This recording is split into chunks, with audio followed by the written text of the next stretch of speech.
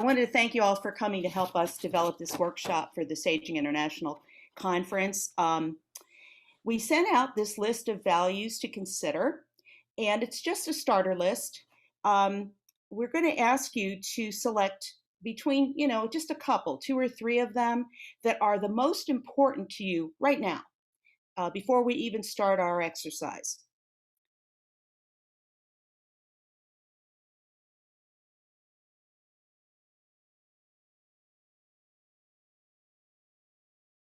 We're now going to think about a specific purpose that we have in mind. And this purpose, we made it up. It's that SI is collaborating with a millennial organization, such as the Sunrise Movement, to develop actions we can take to combat climate change. So now we're going to be doing in our circle process shortly, we're going to be looking at what are your most important values when this purpose is in the front of your mind. Okay? Now, before we do that, we want to, since some of us may not be familiar with Sunrise, we have just a little bit of information from their website about them. They are a youth movement. Primarily, their focus is on stopping climate change, but they also have some other campaigns that they're working on, public housing, access to good jobs, and so forth. And we have here a quote around building an army of young people to make climate change an urgent priority across America. And we have a 2-minute plus video that we'd like you to just look at, or rather listen to and watch, to give you a feel for how they work. Are trying to ask you to vote yes on the Green New Deal. Okay, I'll tell you what. We have our own Green New Deal. Some scientists have said that we have 12 years to turn this around. Well, it's not going to get turned around in 10 years. What we can do, Senator, if this doesn't get turned around in 10 years, you're looking at the faces of the people who are going to be living with these consequences. The government is supposed to be for the people and by the people, and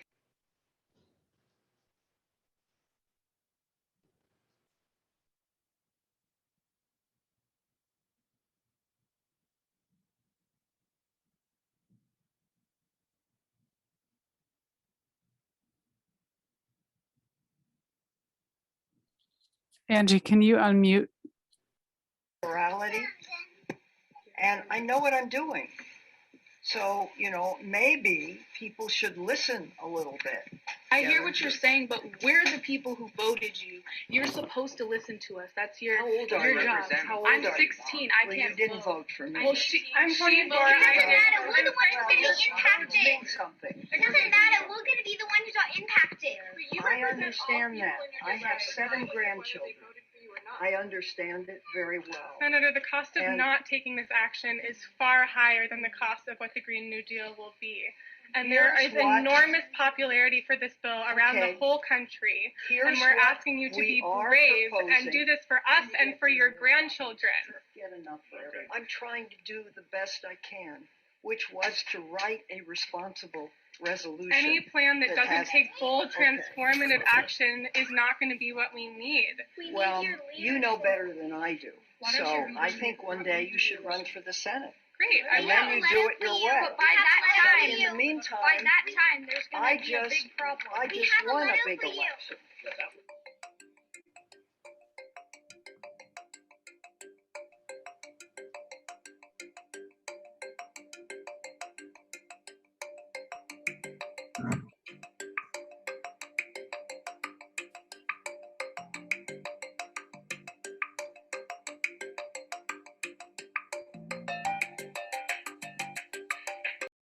So that's a little bit about Sunrise and a recent interaction they had with a senator, Dianne Feinstein. Can you all see this next slide, because we're about ready to get into our circle process? Circles, just for those of you who aren't familiar with them, circles come to us from Indigenous communities as a way of making community decisions. And they are completely non-hierarchical. Everyone has equal voice, equal time, and they actually sit in a circle and pass a talking piece around. And this is something that we're going to try to emulate and modify a little bit for the purpose of listening to each other. So I would ask you to do, as we open our circle, to place your hands in the shape of a bowl in front of you. And in that bowl, we have the values and ground rules that are going to guide us and govern us during our circle time. So I'd like you to place in your hands respect, inclusion, acceptance, and authenticity, and figuratively hold those in yourself as you're listening to each other. And we will work, listen one person at a time in circle, no interrupting. And we ask that you listen deeply. And what that means is you are completely present to the person speaking. You're not thinking about what you're going to say when it's your turn or anything else that's going on in your life. We ask you to speak your own truth. There's no judging or fixing of other people, and to speak from your heart. We ask you to share the time equitably. And if you're not ready to share or you do not wish to share, it's okay to pass. We'll come back to you to give you another opportunity. But you are not required to participate. You are participating by listening, and that's as important as speaking is, if not more important. So now we're going to look at the same list of values. I would like you to think about the values that we should emphasize when working with young people like the Sunrise Movement to develop actions to combat climate change. So Brian, I'm going to ask you first, and of course you're free to pass if you'd like more time to think. What would be your first, second, and any other values, priority of values based on what we just did, the exercise we just did? Well, I put as my first respect, particularly when you're working with younger people, to not be really paternalistic, but to really believe that they have something to add. And then reverence for all life. Okay, I have integrity and truth. And I also have reverence for all life. I mean, I think if we're talking with a young group and we're talking about climate in the future, I think, you know, the truth and integrity about it is critical. You know, knowing that this is important for all life, but that it be, you know, that sometimes when we start talking about the environment, we need to also remember we're talking about you know, having equity of you know, everyone being able to have a decent environment. And then obviously the listening carefully is to hear what they have to say with the wisdom that they bring. Yeah, I would start with the reverence for all life, and taking that, meaning that when we talk to different generations, the younger generation, we are really thinking about their future and the future of all life thereof. So that to me would be number one. The second one would be the deep listening. One that, and this is kind of a combination of we need to be really listen to what they have to say and then respect what they have to say. So I would put those side by side in what we're trying to do here. That we want to know their point of view. Obviously, we have to be in integrity when we do this. This is not something that we would just do as an exercise. That when we are working with them, we are sincere in wanting to know, and then finding out how can we support each other. Thank you. Now for Karen. I was recently on a Zoom call with some of the people in the Sunrise Movement. And one of the things they emphasized when they said if we were going to work with them, that we would not try to take control, that we would realize that this was their organization and they were at the center of it, something like that. And because of that, the first value, the three values I picked were respect. The first one is respect for their opinions. And the second one was deep listening, again, listening to them deeply. And then I chose community from your list. It said community, cooperation, inclusiveness. So I think if we could find a way to be in community with them in which they felt that we were cooperating, that would be good. Have I really impressed by what they said, as you can tell. Yeah. Have I captured the essence of what you've said? If not, please correct me. And it's not just not take control, but not think that we know more because we're older or something like that, or that we have some experience that they don't have, that because they're the ones that are wise about this. Thank you. Sorry. I think it's important to be able to share from my own experience. Well, I said that just and be a kind of a mentor or a good supporter, encourager, providing hope for the young people.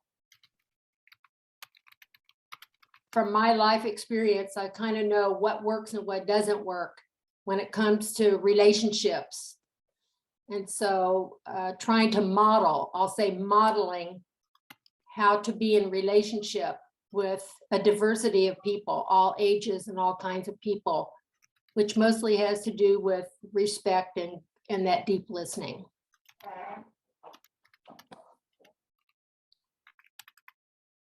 I have to say, I still think it's hard to do this. Yeah. Choose among these because so many of them are important, but just from the interactions that I've had with members of Sunrise and the organization in total, my number one is respect. And the second one is deep listening with openness, curiosity, and presence.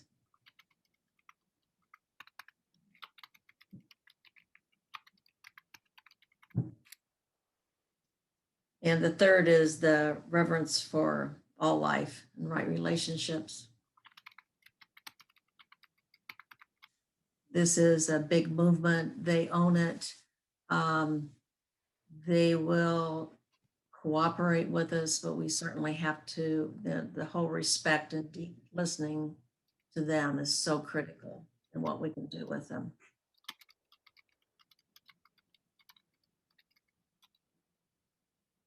Thank you. Now moving on to Maribeth. Yeah, I would start with integrity, authenticity, and truth. And first knowing it in myself that what I'm speaking is true, and I'm being authentic and aligned. So that's why that's the first for me.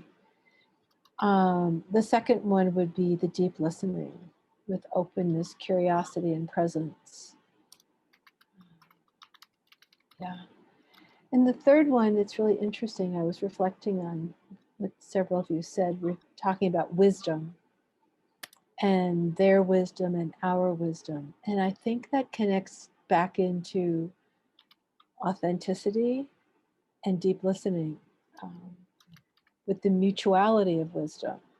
And I think so, unfortunately, I think a lot of our engagement with the young people has been, yes, us overpowering them, but I'm concerned that the pendulum has swung in the other direction, where the okay boomer, step aside, we got this, you're to blame for everything, has maybe swung too far. So how do we come back to mutual respect and mutual listening vis-a-vis our collective wisdom? Now we'll move on to Meg.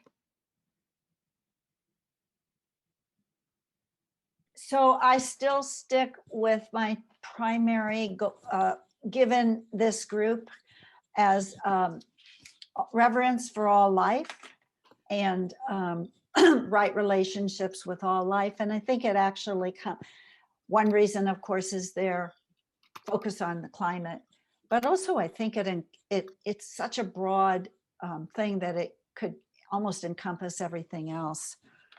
And then I believe I thought, well, I wanted to really combine respect and deep listening, open, non-judgmental, and that goes along in my mind with respect. And my third one, I think I'm going to stick with truth and integrity and authenticity in that relationship. And, but I am adding, as a result of the video, a community collaboration, then the importance of, that'll be in a next, that's the fourth one, Angie. I'm adding a value. Collaboration and community, and realizing that it's for the common good. It's for a large good, and that we're working in that community. And Therese?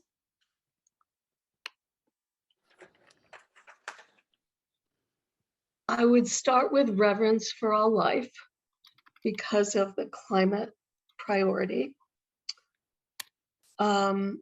I think one we haven't mentioned that I would think is important is responsibility and accountability, which I would combine with integrity, because I think they're very action oriented and we have a situation that needs action. And then the third, I would join so many others in saying deep listening, respect, and openness. And I just add to that openness to following, not leading, and nurturing the leadership of the younger people. Thank you. Thanks. For myself, I was very, very touched by that video because I saw myself in it so vividly. As an elder, I think I feel that I have the right to tell people, especially younger people, not just to guide and nurture them, but to tell them, hey, I've lived a long time, you little whippersnapper, and listen to me. And so while that's true, I think that we need to honor the young the way we want the young to honor their elders.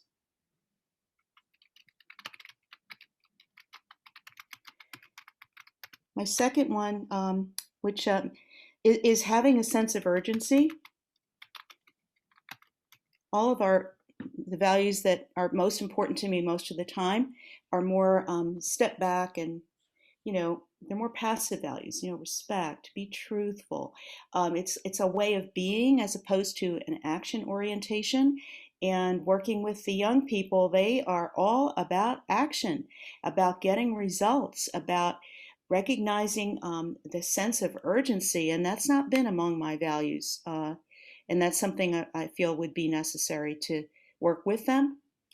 And I guess my third one would be authenticity, because as we still want to be who we are, right? And I have lived for 73 years, and I do have a lot of experience, and I do have something to offer, but it needs to be done in the context of really honoring the young, honoring their need, their recognition for taking action and getting results.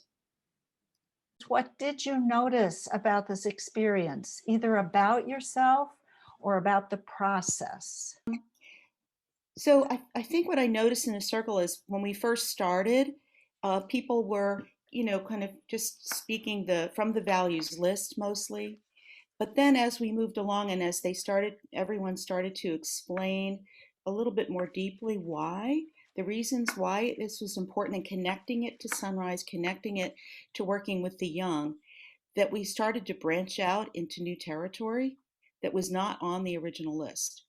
And then when we went back around, we saw that it resonated, that those additions, that new territory resonated with a number of us. And to me, that says growth. It says awakening. It says, just a deepening of when we think about our values. I think that was mostly what I observed. And Angie, do you want to say anything about whether you, I mean, I think you did, but you might want to emphasize it, how watching the video might have changed your response? So when I saw that video, and I've watched it several times now, I thought of myself and I'll tell you a little story. It's a brief one. In 2019, during the primary, I'm always trying to get my granddaughters, who were, now they're 14 and 12, but back then they were like 10 and not an 8, whatever.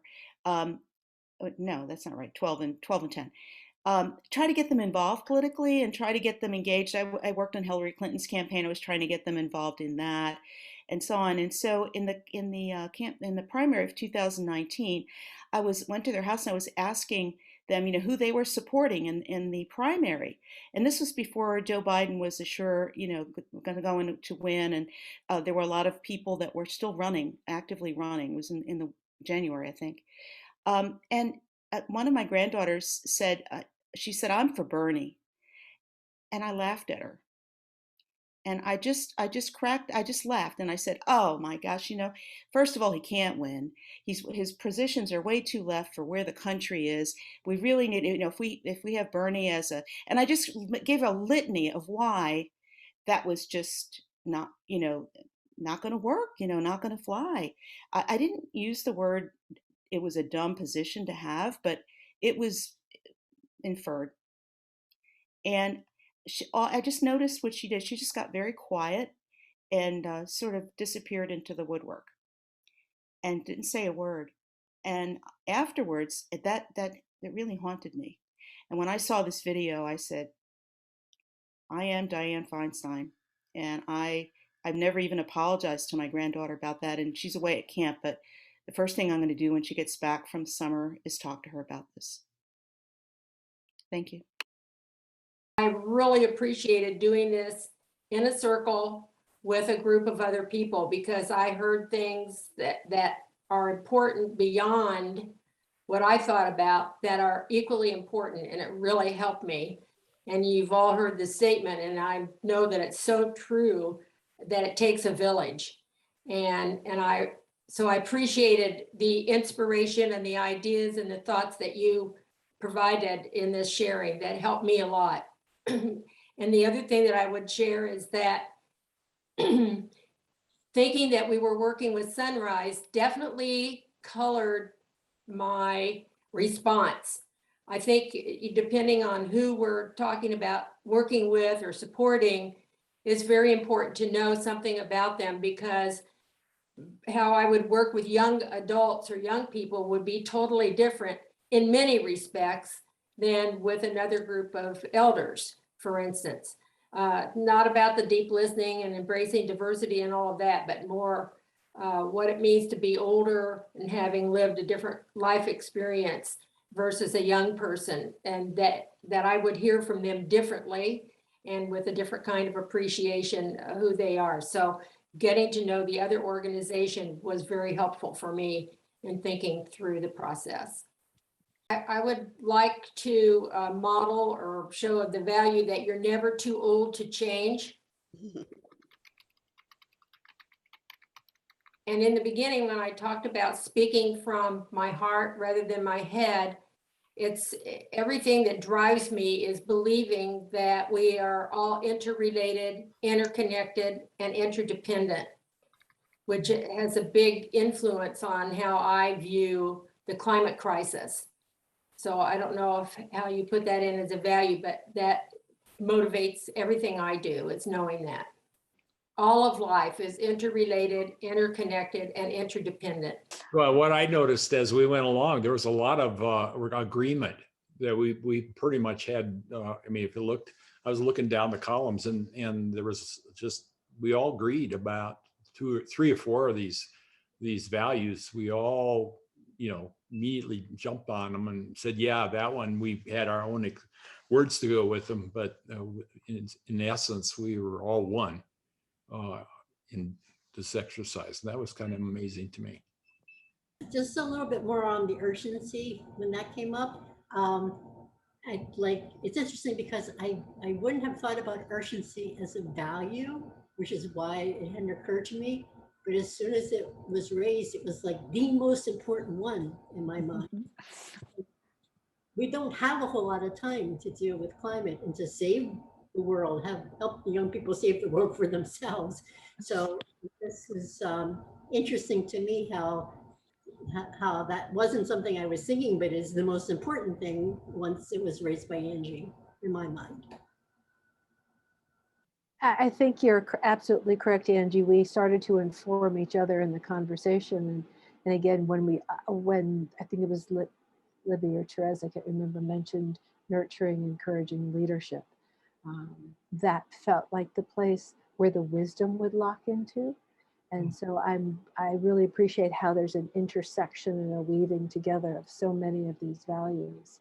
And we did really co-create this in a very interesting collage sort of a way. I would just say that the circle process with the deep listening to everyone else, I find so helpful. It just triggers a deeper thinking on my own. And I appreciate that so much. I might add, just for myself here, another thing for me that happens in this process is a closer sense of community, a feeling of almost intimacy, because people are listening deeply and sharing authentically. Staying present and deeply listening is a practice for me that I need to remember every day. Too easy for me to get excited and not leave the space or try to think about, it's just a practice that I think is so potent in our everyday actions. And Libby. I'll just share a quick story because I think it's what you're talking about on Sunday, this past Sunday. I had a group of Palestinians and Jews to my house because we were celebrating 30 years of deep listening and dialogue. And one of the things that we realized that we didn't accomplish peace in the Middle East, but all those people said it changed their lives, their personal lives, in their business and with their families, and how they dealt with neighbors, friends, and family through having developed the skill of listening to the other and being willing to take in another point of view. So it's life-changing. What I have here are the themes seem to be respect, the respect theme, then the deep listening, appreciate diversity, and then reverence for life, common good, equity, community, then integrity, truthfulness, authenticity, and so on, and then sense of urgency. So that was what came out of, we still have to work on it a little bit. Those are the major themes. And if we look at our Jamboard, this is what we started with. So you can see that a lot of commonality, but then some additions, some changes. I think each person in the discussion highlighted an important aspect. But just to remind us, I think one of the early comments was John's, who said lots of me toos was how I felt about this. Everybody learned and added and expanded, so that we did have that intersection of much more complex values by the time we finished. And I would say most of us, just to give a third observation, so many of us put urgency as one of the most important values we need to think about if we do start to work with Sunrise. And that wasn't one of the ones we started with. So it I think, comes back to Meg's perennial question, which is, how do we use this in our future lives? And I will take urgency as a new, a reminder and a placeholder for the things we'll learn as we start to work with others.